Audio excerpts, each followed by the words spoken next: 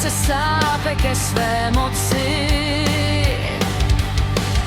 Po klášterech se tiše šeptá, že klíny panen dechem leptá.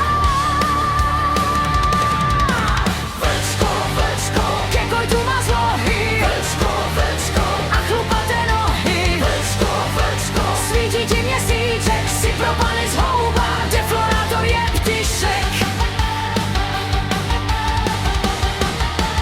Deflorátor je ptyšek. Bez noci slyší kroky v lese,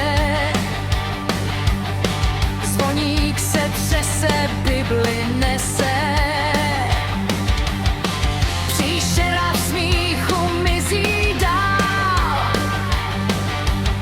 kdo vlka potká, zná jen zmar. Když se strach klášter modlitby spřátá, že se za ní s tím přikrádá.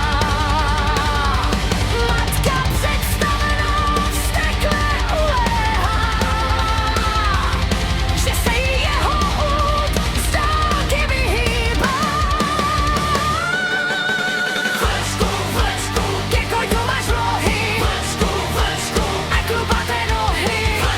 Vlčku, svítí ti měsíček, si propadli zhouba, deflorátor je ptyšek. Deflorátor je ptyšek. Vesnice nespí, všichni v strachu, čekají monstrum na své prahu.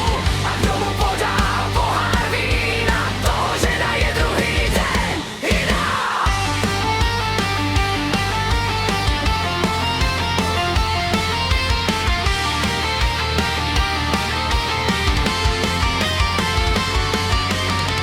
Teď kronikář v prachu píše řádky,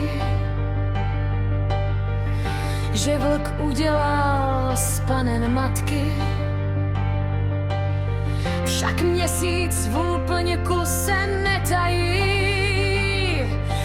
těhotné v sobě pravdu poznají.